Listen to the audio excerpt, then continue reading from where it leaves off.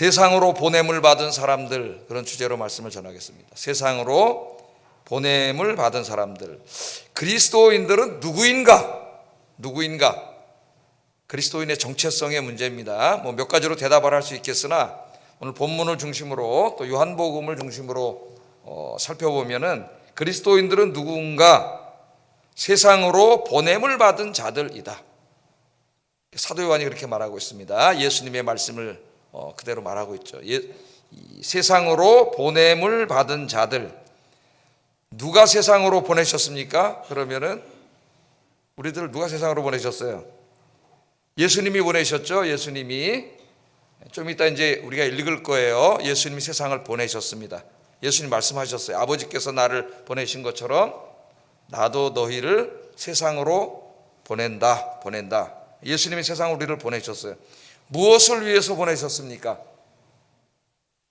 여러분, 세상으로 보냈다는 말이 무슨 말이에요? 여러분 이제 예배 끝나고 집으로 가시고 직장으로 가시고 단위 돌아가시는데 또 내일 직장에 나가고 학교에 가고 시장에 가고 다 나가시잖아요. 그리로 보내셨어요. 자, 뭐 때문에 보내셨죠? 구원의 기쁜 소식을 이야기하라고. 세상에 나가서 혼자 살지 않잖아요. 많은 사람들을 만나는데 그 사람들에게 구원의 기쁜 소식을 이야기하라고 보내셨습니다. 그래서 그리스도인의 정체성은 복음을 전하기 위하여 세상으로 보냄을 받은 자입니다. 성경이 말하는 그리스도인의 정체성, 복음을 전하기 위하여 세상으로 보냄을 받은 자. 여기에서 이제 우리 교회의 사명이 나옵니다. 교회의 사명. 교회의 사명을 두 가지로 얘기할 수가 있겠는데, 첫째, 교회는 모이는 교회라 그랬죠. 모이는 교회. 그래서 교회는 구원받은 사람들이 모이는 겁니다. 다 각자의 삶의 현장에 있다가 이 신약의 안식일인 주일날 하나님의 성전인 교회로 모이는 거죠. 왜 모입니까? 모이는 이유가 있겠죠. 점심 같이 먹으려고 모이나요? 어떻게 하나요? 그런 의미도 있겠지만은 본질적인 의미는 뭐예요? 예배드리기 위해서 모이는 거죠. 하나님께 예배드리고 또 기도하기 위해서 우리가 모입니다. 그래서 교회의 정체성, 우리 그리스도인들의 정체성, 첫째는 모이는 교회. 그러므로 그리스도인들은 이 구약의 신약의 안식일인 주일날 다른 곳으로 흩어지면 안 됩니다. 이 주일날은 뭐 하는 날이에요? 성전으로 모이는 날이에요. 모이는 날.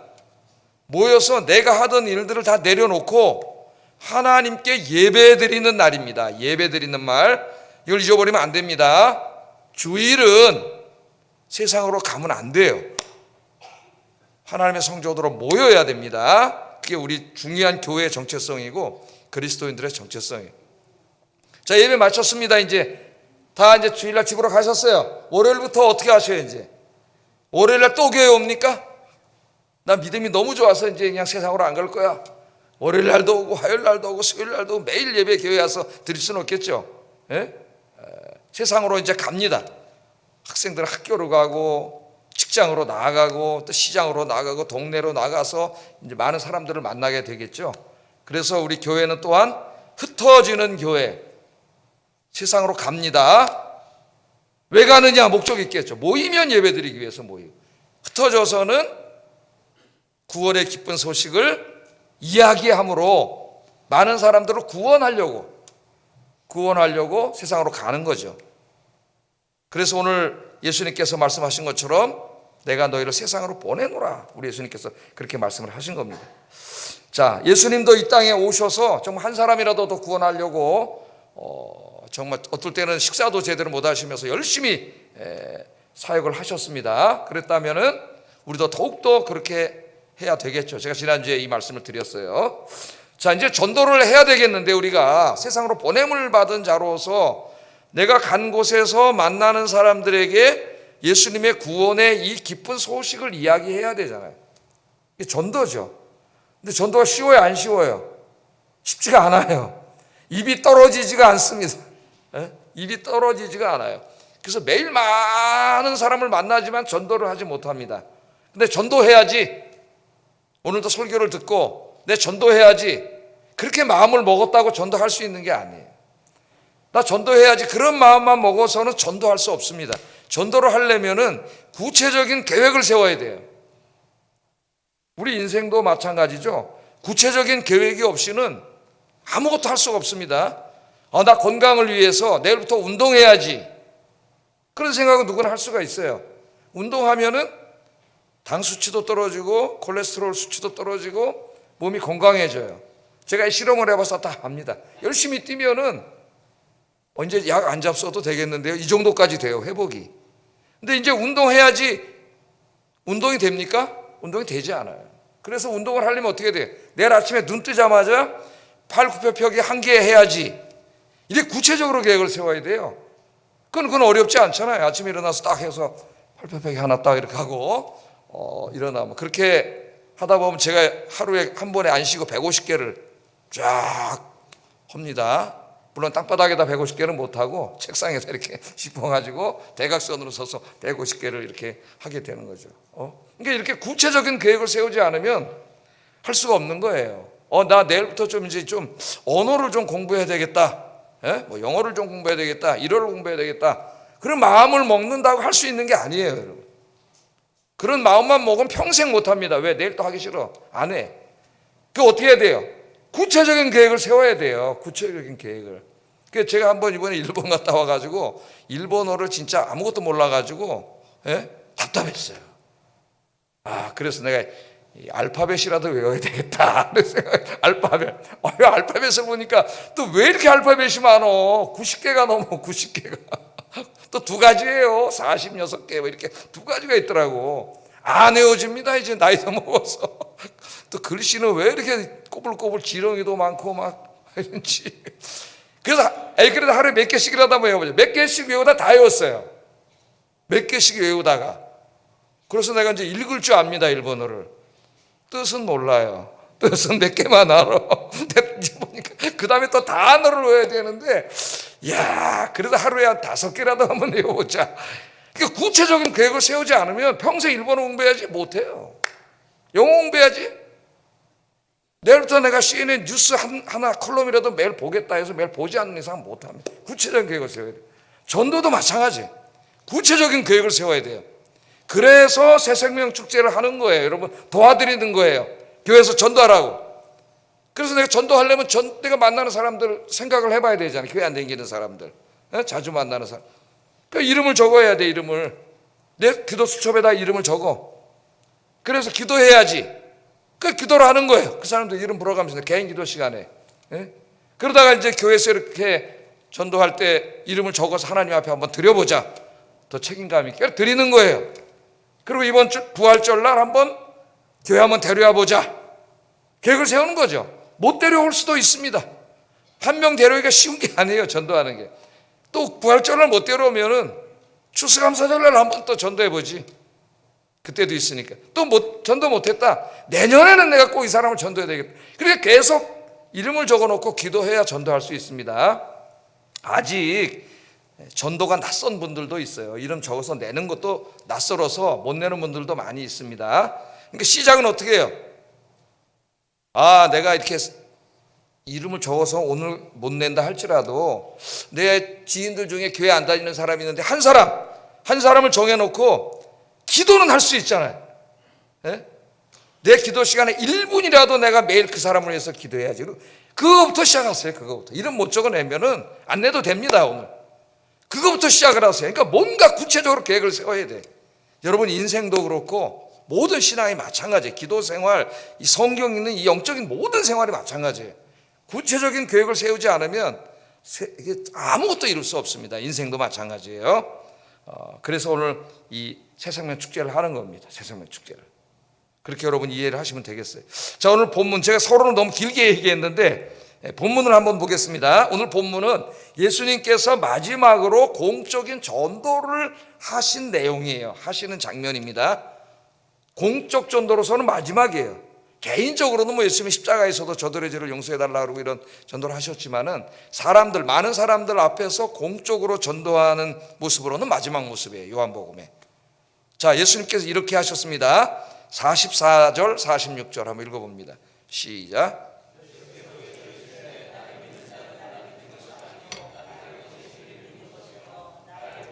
나를 보내신 이를 보는 것이니라. 나는 빛으로 세상에 왔나니 무릇 나를 믿는 자로 어둠에 거하지 않게 하려 함이로라. 오늘 여기 보면은 예수께서 외쳤다 그랬습니다. 예수께서 외쳐 이르시되. 여러분, 언제 외칩니까 사람이? 외칠 때는 왜 외치는 거예요? 뭔가 좀 안타까운 거죠. 예? 안타까운 마음이 있는 거예요. 예수님이 누구세요 여러분? 이제 설명을 하겠지만, 예? 인간을 구원하기 위해서 이 땅에 오신 하나님이시잖아요. 예? 그분이 와서 우리 인간들, 죄인들을 구원하시기 위해서 인간의 몸을 입고 이 땅에 오셨잖아요. 예수님께서 오셔서 그 많은 설교를 하시고, 그래도 안 믿어 사람들이. 그래서 어떻게 했어요? 기적을 막 행하셨습니다. 요한복음은 표적이라고 하는데 표적을 많이 행하셨어요. 그래도 믿지 않아요. 요한복음을 읽어보면은 대부분의 유대인들이 믿지 않습니다. 특히 저 대제사장, 그 다음에 구약 성경 율법 학자들, 이런 사람들일수록 더 합니다. 소수의 사람들만이 예수님을 믿습니다. 소수의 사람들이. 그러니까 지금 이제 마지막 공적 전도를 예수님이 하시면서 너무나 안타까운 거예요. 하나님의 사랑, 예수 그리스도께서 이 땅에 이렇게 오셨는데, 하나님이신 그분이 오셨는데, 그들을 구원하기 위해서 오셨는데, 그렇게 많이 하나님 말씀을 전하고 기적을 행함에도 믿지 않으니까 너무나 안타까운 마음을 가지고 예수님께서 외쳤습니다. 외쳤어요. 뭐라고 외치셨어요? 나를 믿는 자는 나를 믿는 것이 아니요 나를 보내신 이를 믿는 것이고, 나를 보는 자는 나를 보내신 이를 보는 것이다. 그렇게 말씀을 했습니다. 나를 믿는다는 것은 누구를 믿는 거예요? 유대인들이 믿는 하나님, 야훼 하나님을 믿는 거다. 예? 나를 본 자는 누구를 본 자? 인간 예수를 본 게 아니라 야훼 하나님을 본 것이다. 예수님이 그렇게 말씀을 하셨습니다. 삼위일체 하나님에 대해서 제가 지지난주에 자세하게 설명을 드렸어요. 자, 이 말씀은 예수님이 누구라고 얘기하는 거예요? 내가 바로 이 세상을 구원하기 위해 이 땅에 찾아온 하나님의 아들 메시아라고 말씀하고 있는 거예요. 히브리식으로 그렇게 말씀을 한 겁니다. 믿지 않아 그래도. 오히려 우리 지난주에 공부한 것처럼 헬라인들 중에 몇 사람은 와서 예수님을 믿는데, 그 축복을 누려야 될 이 하나님의 원래 택함 받은 백성들이, 이스라엘 백성들이 믿질 않아요. 그래서 이 마지막 공적 전도를 하면서 예수님께서 안타까운 마음으로 이렇게 전도를 하고 있어요. 자, 그러면서 뭐라 그래요? 나를 믿는 자는 어떻게 된다 그래요? 어둠에 거하지 않는다랍니다. 어둠에 거하지 않는다. 어둠이 뭡니까 여러분? 어둠이면 깜깜하죠. 앞도 보이지 않습니다. 어둠은 부정적인 의미죠. 여기 어둠의 권세자는 공중의 권세를 잡은, 죄와 사망의 권세를 잡은 사탄을 말해요. 사탄. 우리가 눈으로 보는 게 다가 아닙니다 여러분. 우리 눈으로 보이지 않지만 엄연히 존재하는 자들이 있어요. 영적인 존재, 사탄의 세력이 있습니다. 사탄과 그 타락한 천사들이 있습니다. 우리말 성경에는 이제 귀신이라고 번역하기도 했어요. 사탄과 그 타락한 천사들, 귀신들, 그렇게 번역하기도 했습니다. 자, 사람들이 지금 어둠에 거하고 있다는 거 아닙니까? 나를 믿으면 어둠에 거하지 않는다 그랬으니까 예수를 믿지 않는 사람들은 어둠에 거하고 있다는 거예요. 어둠에 거한다는 것은 사탄의 죄와 사망의 통치 하에 있다는 겁니다. 자, 어둠의 권세자인 사탄에게 이 죄와 죽음에 사로잡혀서 어둠 속에서 어두운 일을 하면서 살아가고 있다고 예수님 말씀하셔요. 사람들은 이 어둠 속에서 삶의 무의미와 공허함, 또 관계의 파괴, 불안, 우울, 중독으로 고통당하고 있으며 탐욕과 욕망으로부터 연유하는 온갖 죄를 짓고 살아가고 있습니다. 그게 인간의 실존이에요. 그런데 안타깝게도 사람들이 자신이 지금 어떤 처지에 있는지, 이 삶을 계속 살아가면서 죄 짓고 살면 그 결말이 어떻게 되는지에 대해서 알지 못하고 있어요. 예수님은 너무나 잘 알고 계시잖아요. 영원한 죄값, 죄의 형벌을 받아 지옥에 가는데 그 길을 계속 가면 희망이 없는 겁니다. 절망으로 가는 건데 그걸 모른 채 계속 그리로 가고 있어요. 그래서 우리 하나님이신 예수님이 그들을 구원하기 위해서 지금 인간이 되셔서 오셨잖아요. 오셨어요. 그래서 예수님을 믿기만 하면 구원을 받는데 믿지를 않아. 대부분의 사람들이 믿지를 않습니다. 그래서 나를 믿는 자는 어둠에 거하지 않는다. 어둠에 거하지 않는다는 건 이제는 그 사탄의 죄와 죽음의 권세로부터 어떻게 돼요? 해방되고 구원받아서 빛 가운데 있게 됐다. 생명 가운데 있게 된다. 영생을 얻게 된다. 그렇게 설명하는 거예요. 뭘 하면요? 예수님을 믿으면. 예수님을 믿는다 그랬습니다. 뭘 믿는 거예요, 여러분?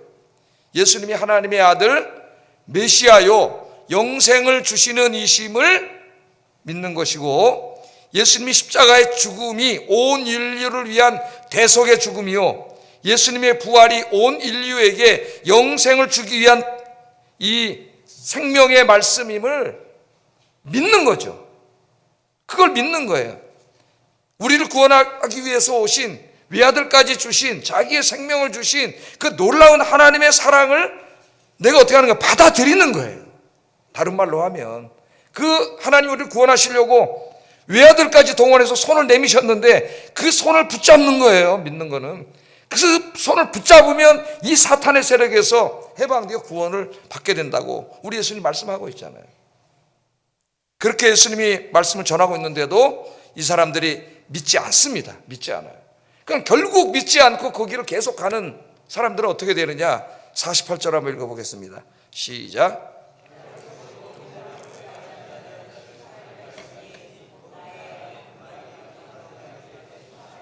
예, 이 하나님의 사랑의 손을 내밀고 외아들까지 보내셨고, 그 예수님이 이 땅에 하나님이신 그분이 인간의 몸을 입고 이 땅에 오셔서 우리의 모든 죄를 대신 짊어지시고 이제 십자가에서 죽으시고 다시 살아나심으로 우리의 구원을 다 이루셨는데, 그 사랑을 뭐 다른 일 할 거 있어요? 그 사랑을 받아들이는 거죠. 믿음으로 받아들이면 구원을 받는데 그것을 끝까지 거절하고 있는 거예요. 예수님 시대에도 그렇게 많은 설교를 하고 그렇게 많은 기적을 행하시는데도 사람들이 계속 그것을 거부하는 거예요. 끝까지 이 하나님의 사랑을 거부하면 어떻게 된다 그랬어요? 마지막 날에 심판을 받는다 그랬어요. 어쩔 수 없이 그 죄값을 치를 수밖에 없다고 예수님이 말씀하고 계십니다. 그러면서 예수님이 뭐라 그러세요? 나는 지금 심판하러 온 게 아니다 그러잖아요. 지금은 구원하러 오셨다 그러잖아요. 그래서 지금은 구원의 때요, 은혜의 때입니다, 여러분. 구원의 때요, 은혜의 때예요. 이제 예수님이 전하신 이 안타까운 마음을 가지고 우리 그리스도인들이 나가서 복음을 전해야 되는 것이죠. 그래서 이 하나님의 사랑을 받아들이면 어떻게 돼요? 구원을 얻게 되는 거예요. 마지막, 그러나 끝까지 거절한 자들에게는 마지막에 하나님의 심판이 있습니다. 그거를 예수님은 너무나 확연하게 알고 계신 거예요. 이분이 하나님이시기 때문에. 그래서 그들을 구원하기 위해 오셨는데 믿지 않아.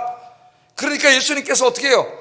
마지막 공적인 설교에서 외치는 거예요. 큰 소리로. 너무 안타까워서 외치는 거예요. 여러분, 여기 구원의 길이 여기 있습니다. 거기 있으면은 죄 짓고 살다 죽어서, 그것도 평생 고통당하면서 살다 죽어서 지옥 갑니다. 구원의 길을 외치신 겁니다. 오늘 첫 번째 우리가 여기서 이제 적용해야 될 말씀이에요. 이게 뭐냐면은 예수님의 이 안타까운 마음을 우리가 갖는 거예요. 오늘 이 시간에 예수님의 이 안타까운 마음, 하나님의 이 안타까운 마음이 저와 여러분의 마음이 되기를 주의 이름으로 축복합니다. 제가 지난 시간에 그 영적인 바로미터, 내가 영적으로 건강한 사람인가, 영적인 건강을 점검해 봐야 된다. 그때 한 가지가 뭐였어요? 죽어가는 이 사람들, 믿지 않는 사람들을 바라볼 때에 나에게 안타까운 마음이 있는가, 불쌍히 여기는 마음이 있는가, 이걸 알았죠. 목사인 저 자신이 그런 것을 잊어버릴 수가 있어요. 목사가 그냥 어떤 세상적인 성공, 명예, 여기에 빠질 수가 있습니다. 그럼 목사가 자기를 점검할 때 병든 목사예요. 그 사람도 병든 목사. 저도 깜짝 놀라서 기도를 합니다. 오늘 저와 우리 모두가 이 인간을 구원하기 위해서 외아들까지 보내시고 자기 생명을 주신 이 하나님의 사랑, 예수님의 사랑, 이 안타까운 마음을 우리 마음속에 회복하는 이 아침이 되기를 주의 이름으로 축복합니다. 이 마음이 회복돼야 그 다음에 전도를 할 수가 있어요. 이 마음이 회복돼야. 그래서 이제 믿지 않는 내 가족들, 친구들, 학교, 직장 동료들 볼 때에 정말 불쌍히 여기는 마음을 갖기를 주의 이름으로 축복합니다.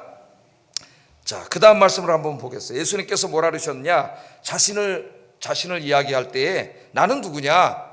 하나님께서 이 세상을 구원하라고 보내신 자다. 보내신 자, 그렇게 말합니다. 44절 읽어보겠습니다. 시작. 나를 보내신 이를 믿는 것이다. 그러니까 예수님은 누구예요? 보냄을 받은 자예요. 보냄을 받은 자의 우선 제일 먼저 모델이 예수님입니다. 누가 보내셨어요? 하나님께서 보내셨어요. 하늘의 영광의 보좌를 버리고 이 인간이 살고 있는 세상으로 보내셨어요. 인간의 모습을 입고 인간을 구원하라고 이 세상으로 보내셨습니다. 그래서 하나님은 보내신 자가 되고 예수님은 보냄을 받은 자가 돼요. 이게 이제 요한복음의 신학 중에서 중요한 신학적 주제입니다. 보낸 자와 보냄을 받은 자. 그래서 어떤 분은 박사 논문 하나를 이거로 쓴 사람이 있어요. 요한복음 연구에. 보낸 자, 보냄을 받은 자. 그 책으로 출판돼서 제 방에 가면 그 영어로 된 책이 한 권이 있습니다. 그 책이. 자, 예수님이 뭐라 그러냐? 나를 보내신 이가 있다 그래. 나를 보내신 이. 하나님이시죠. 그러니까 예수님 자신도 누구예요? 보냄을 받은 자예요. 왜 보냄을 받았어요? 어디로 보내셨어요? 하나님이 죄인들이 있는 이 지구로 보내셨어요. 왜 보내셨어요? 가서 저들을 구원하라고 보내셨습니다. 구원하라고. 예수님이 지금 그 말씀을 하신 거예요. 자, 예수님께서는 저 하늘 보좌에 앉으셔가지고 이 세상을 구원한 게 아니고 이 세상을 구원하기 위해서 이 땅으로 오셨습니다. 그것도 죄인된 인간의 몸을 입고 오셨어요. 우리를 구원하시기 위해서 십자가에서 희생당하셨습니다. 그러므로 우리를 구원하셨어요. 오늘 여기서 우리가 중요한 걸 생각하게 되는데 세상을 구원하려면 구원의 현장으로 가야 된다는 거예요. 가야 된다. 예? 가지 않으면 아무도 구원할 수가 없습니다. 하나님께서 예수님을 보내신 것처럼 우리 예수님께서 이제 요한복음 제일 마지막에 보면 구원을 다 완성하셨어요. 십자가에서 죽으시고 부활하심으로 구원을 완성하신 이후에 그 제자들에게 이렇게 말씀하십니다. 요한복음 20장 21절 한번 읽어보겠습니다. 시작. 뭐라 그래요? 아버지께서 나를 보내신 것 같이. 왜 보내셨어요? 구원하라고. 세상을 구원하라고 보내신 것 같이 이제는 내가 너희를 어디로 보내요? 세상으로 보내노라. 그래서 우리가 누구예요? 보냄을 받은 자예요. 누가 보내셨어요? 예수님이 보내셨어요. 왜 보내셨어요? 세상을 구원하라고. 여러분이 세상에 나가서 만나는 사람들을 구원하라고 예수님이 여러분을 보냈습니다. 그런데 우리 그리스도인들이 예수님이 이 명령을 하셨음에도 입을 다물고 있어요. 가지 않아요. 물론 직장에는 나가죠. 그러나 말하지 않아요. 예수님이 보내셨는데 오늘 우리가 이제 중요한 것은 보냄을 받은 자라고 하는 자기 정체성을 깨닫는 게 굉장히 중요합니다. 그래서 그리스도인들은 이제 예배 다 마치면 모이는 자로서 모였잖아요. 내일부터는 세상으로 가야 돼요. 가서 이 구원의 기쁜 소식을 전해야 됩니다. 가는 게 중요해요. 여러분 어떤 건물에 불이 났다고 한번 생각을 해보세요. 화재가 났어요. 그랬더니 신고를 했습니다. 그랬더니 저 소방서에서 앉아가지고 이렇게 CCTV 보면서 여기로 가시고 절로 가시고 절로 나가세요. 이렇게 하는 소방관들이 있나요? 그럼 다 불에 타 죽을 거예요. 거기 있는 사람. 어떻게 해요? 사이렌을 울리면서 화재 현장으로 달려오죠. 소방관들이. 그래서 막 어떻게 해요? 그들을 구원하기 위해서 북구댕이로 들어갑니다. 그분들이. 들어가서 막 어떻게 해요? 거기 있는 사람들을 다 구조해내잖아요. 불에 타 죽는 사람들 구원하려면 현장으로 달려와야 돼요. 마찬가지입니다. 우리 기독교인들도 달려가야 돼요. 기독교는요, 명상의 종교가 아니에요. 명상의 종교는 힌두교입니다, 여러분. 앉아서 요가하면서 마음의 편안함을 누리기 위해서 자기 마음을 다스리고 이렇게 묵상하는 건 힌두교지 기독교가 아니에요. 물론 기독교에도 그런 묵상이 있습니다. 기독교 경건에 성경 읽고 기도하는 거 중요한 거예요. 그러나 그것만 한다면은 신앙생활을 50%밖에 안 하는 거예요. 기독교는 가는 종교예요. 역동적인 종교입니다. 창세기 12장부터 보면은 아브라함을 향하여 네 고향 친척을 떠나서 가라. 내가 네게 지시하는 땅으로 가라고 시작해서 성경은 계속 가는 거예요. 그래서 미국의 그 젊은 선교사들이 아펜젤로 언더우드가 150년 정도 전에 하나님의 가라고 하는 말씀을 듣고 이 조선 땅으로 갔습니다. 왔어요. 그래서 한국 교회가 이렇게 복음이 되고 지금 많은 교회들이 생겨난 거예요. 이 명령에 순종한 사람들에 의해서. 기독교는 세상의 한복판으로 가는 종교입니다. 우리끼리 모여서 그냥 모이는 교회로 끝나면 반쪽짜리 교회가 돼요. 모였다가 세상으로 흩어져야 됩니다. 우리 예수님은 땅 끝까지 가라 그랬어요. 땅 끝까지는 선교사님들이 갑니다. 우리 대신. 예수님께서 이 땅에 오셔서 하나님이 그 보내심을 받고 오셨을 때 게으르지 않고 열심히 전도하신 것처럼 우리 그리스도인들도 부지런하게 찾아가서 전도를 해야 됩니다. 지금 내가 있는 그곳은 예수님께서 보내신 사명의 현장이에요. 여러분이 지금 가는 직장, 학교, 시장, 동네, 무슨 모임들 이런 데서 많은 사람들을 만나잖아. 그러니까 나를 그리로 보내신 분은 누구세요? 우리 하나님이 보내신 거예요, 우리를. 왜? 그분들에게 가서 만나서 구원의 기쁜 소식을 전하라고 우리를 부르신 겁니다. 그리로 보내신 거예요. 그래서 이 보냄을 받은 자로서의 우리의 사명을 우리가 잊어버리면 안 된다. 자, 그럼 우리가 한번 생각해 볼 수가 있습니다. 직장에 나가서 그냥 매일 만나는데 오늘도 가서 월요일 날도 가서 야, 김 선생님, 김 과장님 교회 갑시다. 나 인사합니다. 그 다음날 또 가서 또 교회 갑시다. 안 갈래. 그 다음날 또 가서 교회 갑시다. 그러라는 말씀은 아닙니다. 그러면 기독교인할 때 질려서도 교회 안 올 거예요. 여러분들이 직장에 나가서 이제 그런 아는 사람들이 생기고 전도해야 될 대상자들을 내가 머릿속에서 생겨서 수첩에다 적고 하루에 1분이라도 그 사람들을 위해서 기도하면서 또 오랫동안 직장 생활을 같이 하면서 선한 영향력을 끼치는 거죠. 여러분의 도덕성이나 여러분의 인격을 통해서 그리스도인들에게 아름다운 모습을 보여주면서 그렇게 이제 같이 그 안에서 보내면서 여러분들은 그게 생각하고 있는 거죠. 전도할 대상자를. 그렇게 하면서 기도하다 보면은 언젠가는 복음을 전할 좋은 기회가 와요. 하나님 주시는 거예요. 그렇게 전도하라는 거예요. 그러나 내 마음속에 뭐가 있어야 돼? 매일 말하진 않더라도 안타까운 마음이 있어야지. 안타까운 마음은 저들에 대한 안타까운 마음. 그래 이름을 수첩에다 적고 기도할 거 아닙니까? 하나님 앞에도 한번 내서 기도할 거 아니에요. 저들을 구원해 달라고 그렇게 하라는 말씀입니다. 그래서 하나님께서 이 세상을 구원하는 방법은 왕도가 없습니다. 이렇게 말씀하셨어요. 고린도전서 1장 21절 한번 읽어보겠습니다. 시작. 하나님께서 전도에 미련한 곳으로 믿는 자들을 구원하시기를 기뻐하셨도다. 뭐라 그럽니까? 이 세상은 자기 지혜로 하나님을 알지 못한다 그래요. 이 우주가 어떻게 생겼어요? 인간이 어떻게 생겼어요? 이 우주와 인간을 창조한 어떤 인격적인 존재, 영원한 존재가 있었기 때문에 존재할 수 있는 것이다. 여러분 이 컵 어떻게 생겼어요? 우연히 생겼습니까? 이거 우연히 생길 수 있나요? 이까진 컵 하나도 우연히 안 생겨요. 흙들이 어느 날 바람 불어서 막 날아와가지고 이 모양으로 생겼다는 사람들이 과학자들이에요.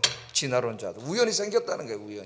우연히 어떻게 생겨? 이 컵도 하나 우연히 못 생기는. 이거 하나도 우연히 못 생기는데 이 정말 정밀한 인간이 어떻게 우연히 생기고 이 우주가 정밀한 그 섬세한 법칙에 의해서 움직이는 우주가 어떻게 생겨요? 하나님이 창조하신 거지. 그 인간들이 공부하잖아, 연구하잖아요. 학자라고 하는 사람들, 지식인들이 정말 신이 있나? 이 우주는 어떻게 생겼나? 인간은 어떻게 생겼나? 인생엔 어떤 목적이 있나? 철학을 연구하고 과학을 연구하고 공부하지만 인간의 연구로는, 인간의 지식과 지혜로는 하나님을 알 수가 없어요. 물론 어떤 사람들은 연구하다가 이거는 도저히 과학자들이 말한 것처럼 우연히 생길 수는 없다. 누군지는 모르지만 어떤 인격적인 존재가 창조했음에 틀림없다. 그렇게 생각하는 믿지 않는 과학자들도 많이 있습니다, 여러분. 누군가 있을 거야. 그러나 인간의 지식만으로는 그분이 여호와 하나님인지는 알 수가 없어요. 인간의 지식으로는 인간이 타락한 이후에 하나님께 도달할 수가 없습니다. 그래서 하나님께서는 우리를 구원하시기 위해서 전도의 미련한 방법을 썼다. 전도의 미련한 방법. 인간들이 볼 때는 미련한 거예요, 하나님의 지혜가. 여러분 전도는 뭐예요? 먼저 우리가 전하는 복음의 내용을 전도하라는 거예요. 복음의 내용. 하나님이 외아들을 보내셔서 외아들이 희생적인 죽음을 통해 우리를 구원하시는 그 복음의 내용. 그게 세상 사람들이 볼 때는 미련하게 보이는 거예요. 아니 그런 게 어딨어. 그러나 하나님께서 그것이 하나님의 지혜예요. 전도의 내용, 그 다음에 또 하나는 그 전도, 복음을 전하는 행위도 전달하래요. 그러니까 하나님이 세상을 구원하는 유일한 방법은 뭐예요? 믿는 사람들의 입을 통해서 하나님의 구원의 계획인 예수 그리스도를 이야기하는 겁니다. 전하는 거. 그거 외에는 이 세상을 구원할 방법이 없음. 인간은 스스로 지혜와 지식을 추구함으로 하나님을 알 수 없음을 성경이 이야기하고 있어요. 그러므로 이 세상을 구원하는 유일한 길은 여러분입니다. 여러분. 조셉 알드리치라고 하는 사람이 쓴 책 중에 생활전도라는 책이 있어요. 생활전도. 이 책 서문에 보면은 전도의 중요성을 강조하는 재미있는 글이 실려 있습니다. 글이. 물론 이거는 작가의 상상력을 동원해서 쓴 글입니다.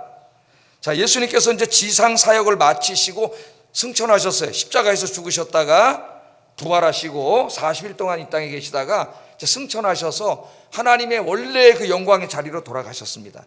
그랬더니 천사 가브리엘이 예수님을 찾아왔어요. 성경 얘기 아닙니다. 작가의 상상력을 동원해서 한 얘기예요. 그러나 그 내용은 굉장히 성경적이에요. 자, 가브리엘이 예수님을 보니까 상처들이 막 있는 거예요. 상처들이 있어요. 그래서 예수님께 묻습니다. 예수님, 세상에 계실 때 사람들 구원하시려고 많은 고난을 당하셨군요. 이렇게 물어봤더니 예수님이 그렇다고 대답을 하셨습니다. 가브리엘이 다시 묻습니다. 그러면 세상의 모든 사람들이 예수님께서 베풀어 주신 사랑을 다 알고 있습니까? 그렇게 물어봤어요. 그랬더니 예수님께서 대답하십니다.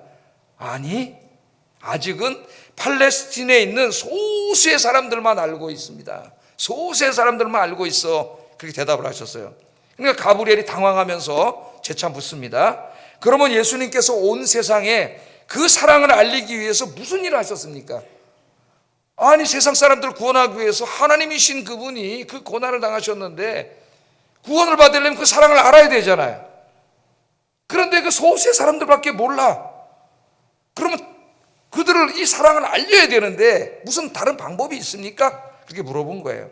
그랬더니 예수님께서 대답을 하시기를 베드로와 야고보, 요한 그리고 몇 명의 제자들에게 부탁해 놓았다네. 그들이 다른 사람들에게 전할 것이고 그 사람들은 또 다른 사람들에게 전할 것이고 그렇게 해서 결국 세상 끝까지 이 사랑의 이야기가 전파될 것이라네. 그렇게 예수님 대답을 하시는 거예요. 그러니까 가브리엘이 상당히 못마땅했습니다. 이 대답이 만족이 안 됐어요. 그래서 다시 묻습니다. 예수님, 만약 베드로와 야고보와 요한이 지쳐 쓰러지면 어떻게 하죠? 그들 이후에 다른 사람들이 당신의 이야기를 전하지 않으면 어떻게 하죠? 다른 방법은 없습니까? 그렇게 물어봤어요. 그랬더니 예수님 대답을 하셨습니다. 아니, 없어. 그 외에 어떤 방법도 세워놓지 않았다네. 나는 그들을 믿고 있다네. 믿고 있다네. 이게 서론에 나오는 이야기예요. 작가의 상상력을 동원해서 쓴 글이지만은 성경의 이야기를 굉장히 잘 담고 있습니다. 이야기 속에. 예수님께서는 20세기가 지난 지금도 여전히 이 세상을 구원할 다른 계획을 갖고 있지 않습니다. 예수님은 지금도 여전히 저와 여러분들을 믿고 있습니다. 믿고 있어요. 부족해 보여도, 연약해 보여도 그래도 나는 너를 믿는다. 너를 통해 일하겠다고 말씀하고 계십니다. 그래서 예수님 뭐라 그러셨어요? 오늘 아버지께서 나를 보낸 것처럼 나도 너희를 세상에 보내노라. 이 세상을 구원하는 유일한 방법이에요. 예수님은 우리를 믿고 있습니다. 예수님을 실망시켜드리지 않는 저와 여러분 되기를 주의 이름으로 축복합니다. 우리가 매일 다른 사람들하고 이제 소통을 합니다. 소통을 하는데 요즘은 소통을 옆에 있는 사람들하고는 소통 안 하고 SNS를 통해서 소통을 합니다, 여러분. 그죠? 그래서 옆집에 누가 사는지도 몰라요. 아파트에서 10년을 같이 살아도 가끔 엘리베이터에서 뭐 1년에 한 번, 두 번 만날래나? 잘 몰라요. 지난번에 어떤 그 인터넷 기사를 보니까 한 아파트 층에 네 명이 한 층에 사는 집이 있잖아요. 4명이 이렇게. 네 가구가. 그런데 한 집 앞에 이게 메모가 붙었더래요. 옆집 사람이 나오는 인기척이 들리면 최소한도 그 사람이 엘리베이터 타고 내려간 다음에 나오는 예의를 지켜주세요. 이렇게 붙였다는 거 아닙니까, 여러분? 야, 그래서 내가 그 글을 읽고 누가 예의가 없는 건가 그 생각을 해봤어요. 누가 예의가 없는 건가. 그렇게 다른 사람하고 마주치기 싫으면 아파트 살면 안 되지. 이사 가면 되잖아요. 시골에 가서 혼자 전원주택 짓고 혼자 살면 되잖아요. 나는 그렇게 생각을 해요. 그러니까 그만큼 현대인들이, 그 젊은이들이 잘 이렇게 옆집 사람하고 맨전을 살아도 이렇게 얼굴을 부딪히기도 잘 싫어하는 사람들도 많이 있는 것 같아요. 그래서 저는 이제 이렇게 엘리베이터에서 만나면은 하여튼 뭐 청년이건 뭐건 항상 우리 사람 저하고 먼저 인사를 합니다. 인사를 가끔씩 인사를 해. 그럼 저쪽에도 인사를 해요. 근데 가끔 기회가 되면 몇 층 사세요? 이렇게 물어보기도 하고 잘 소통을 안 하는데 SNS를 통해서 이제 막 소통을 합니다. 하루에도 수백 개의 소식들, 막 좋은 소식들을 막 올리죠. 자기가 자랑하고 싶고 막 행복했던 소식들을 막 올립니다. 많은 사람들이 올리는데 뭐가 주로 올라오나 봤더니 맛집. 오늘 어디 가서 그냥 짜장면을 한 그릇 먹었는데 너무, 이연복 셰프 집에 가서 먹었는데 너무 맛있더라. 뭐 이런 식이죠. 올려요. 막 사진도 찍어 올리고, 또 막 음식도 항공 사진으로 막 이렇게 찍어가지고 막 거기 올려요. 또 어떤 사람들은 여행 갔는데 어디 갔더니 너무 좋다고 막 여행 간 사진 막 찍어가지고 막 또 올립니다. 어떤 사람 또 쇼핑 정보를 올려요. 막 여기 샀더니 좋은 물건 싸게 샀다고 막 해서 백화점 건물 찍고 막 그렇게 해서 다 정보들을 올립니다. 그래서 이렇게 올려가지고 이 좋은 일들을 소개하고 공유를 해요. 정말 열심히 하더라고요. 정말 열심히 해. 그리스도인들도 열심히 하고 있을 거예요. 그런 제 의문점이 하나 듭니다. 그런데 왜 그리스도인들이 모든 사람들에게 가장 좋은 소식인 예수님의 구원 이야기는 소개하지 않을까? 자기 인스타그램이나 SNS에다가 오늘 주일인데 가서 한번 해보세요. 교회 사진도 찍고 밥 먹은 거 맛있는 밥 먹으면서 성도들하고 단수한 이야기도 찍고 그래가지고 한번 좀 올려보세요. 오늘 교회 가서 예배 드리다가 마음이 참 맨 처음에는 우울했는데 너무 평안해지고 행복해졌습니다. 너무 좋습니다. 이렇게 한번 올려보세요. 한번. 교회 가서 성도님들하고 만나서 식사를 같이 했는데 오늘 너무 행복하고 우울한 마음이 다 사라졌습니다. 여러분 예수 믿고 행복한 이야기 그런 걸 막 올려보세요. 예수 믿고 구원받으세요. 그런 말 직접 안 하더라도 예수 믿고 여러분이 얼마나 행복한지 그런 삶을 막 쓰세요. 그러면 여러분 많은 사람들이 읽을 거 아니에요. 또 영향력이 많은 사람 있죠. 팔로워가 많은 사람 뭐라 그래, 인플루엔서라 그러다 뭐 이런 사람들. 그래서 여러분 막 거기다 쓰세요. 아니 그까지 여행 정보, 맛집 정보, 무슨 뭐 쇼핑 정보 이런 거를 막 좋다고 올리면서 예수 믿고 행복한 이야기 많이 올리시기를 주의 이름으로 축복합니다. 내가 전도하는 팁을 하나 주는 거예요, 여러분. 그래 한번 올리세요. 좋은 소식을. 예수 믿고 구원받은 사람, 하나님의 능력을 체험한 사람들에게 공통적으로 나타나는 게 뭐냐면 안 믿는 사람들을 불쌍히 여기고 전도한다는 겁니다. 어느 날 내가 은혜 받으면 불쌍히 여겨져요. 저 사람들이 돈이 있던 뭐 권력이 있던 없던 상관없이 불쌍히 여겨져요. 왜? 저 사람들을 지금 어떻게 살고 있어요? 제가 아까 말씀드렸잖아요. 여러분 불쌍히 여기는 마음을 가지고 여러분 찾아가서 오늘부터 전도하시기를 주의 이름으로 축복합니다. 이따가 이름 적어내고 써서 하나님 앞에 드리고 구체적으로 이렇게 하는 거예요. 기도하고 그래서 전도하시길 바랍니다. 그래서 여러분 주님 앞에 갔을 때 너 몇 명 구원했냐? 물어보실 겁니다. 분명히. 내가 너를 몇 살 때부터 구원해 줬는데 너는 네 주변에 있는 사람들 몇 명 구원했냐? 세보세요. 지금 몇 명 구원했는지. 몇 명 구원했냐? 몇 명 찾아가서 말했냐? 물어보실 거예요. 그때 하나님 제가 누구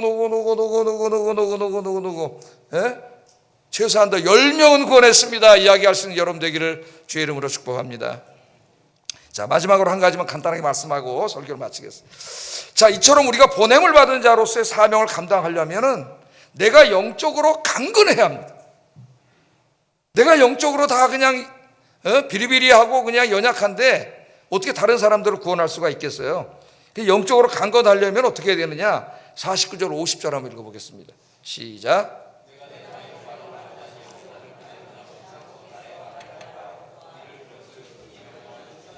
나는 그의 명령이 영생인 줄 아노라. 그러므로 내가 이르는 것은 내 아버지께서 내게 말씀하신 그대로니라 하시니라. 아멘. 우리 예수님 뭐라고 말씀하시는 겁니까? 내가 전하는 이 말씀은 바로 뭐예요? 영생을 주는 말씀이라 그러잖아요. 영생을 주는 말씀. 그래서 우리가 전하는 복음은 영생을 주는 말씀이에요.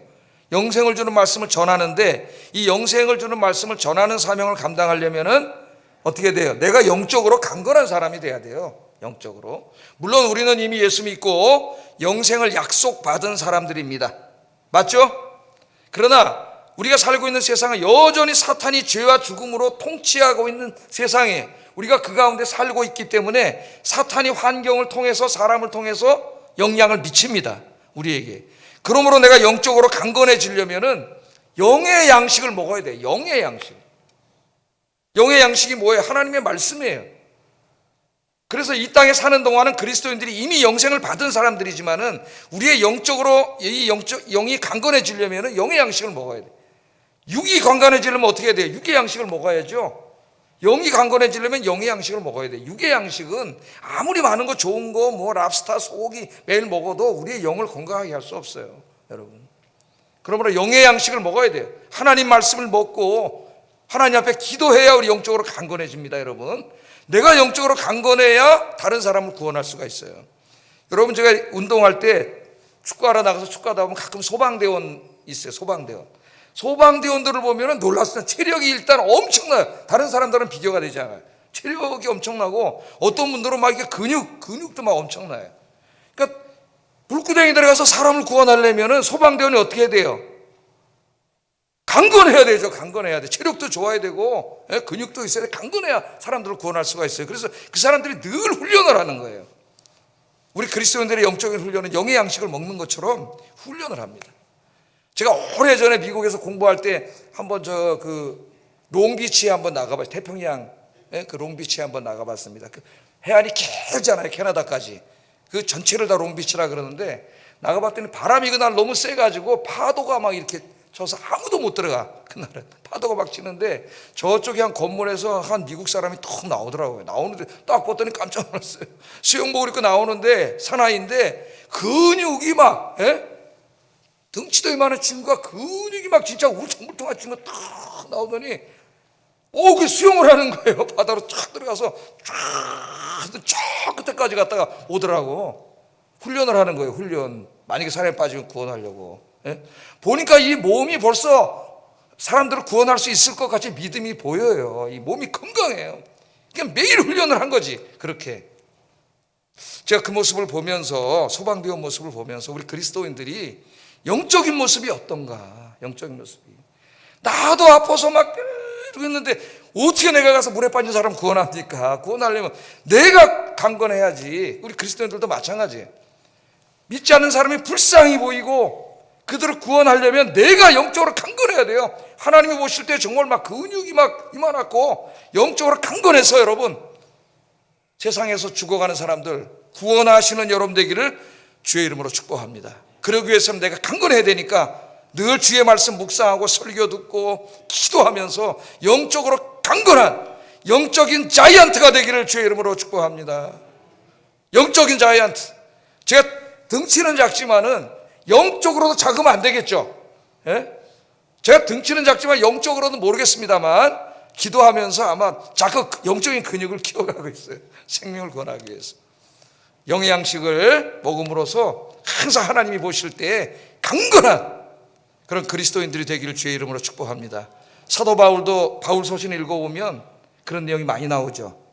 사도 바울은 언제 살았어요? 로마 시대에 살았어요. 로마 군인들이 전쟁에 나가면 백전백승입니다. 전쟁에서 이기고 돌아오면은 왕들이 개선문에서 그 행렬, 축하 행렬을 해줘요. 개선 행사를 해줘요. 그럼 그 장군들이 딱 앞에 서고, 군대, 전쟁에서 이긴 군인들이 쫙 흘러가고 뒤에는 포로들 쫙 끌려가고 그런 내용이 바울 서신에 나와요. 비유로. 바울이 보면서 뭘 부러워했어요? 그리스도인들의 모습이 저와 같아야 된다 그러잖아요. 로마 군인들처럼 강인하고 강력하고 싸우면 백전백승할 수 있는, 마귀와 싸움에서 백전백승할 수 있는 로마 군인들처럼 강건한 그리스도인들. 아무리 뭐 풍랑이 몰아치고 바람이 불고 땡볕이 몰아쳐도 지치지 않는 강건한 그리스도인들이 되시기를 주의 이름으로 축복합니다. 기도하겠습니다. 믿지 않는 사람들의 절망적인 실존의 모습을 바라보면서 예수님처럼 불쌍하고 안타깝게 여기는 마음이 내 마음에 회복되게 해주세요. 제일 중요한 거예요, 여러분. 기도하시고, 두 번째, 예수님처럼 보냄을 받은 자로서 하나님이 보내신 곳에 가서 그 영혼을 전도하기 위해서 기도하면서 복음 전하게 하소서.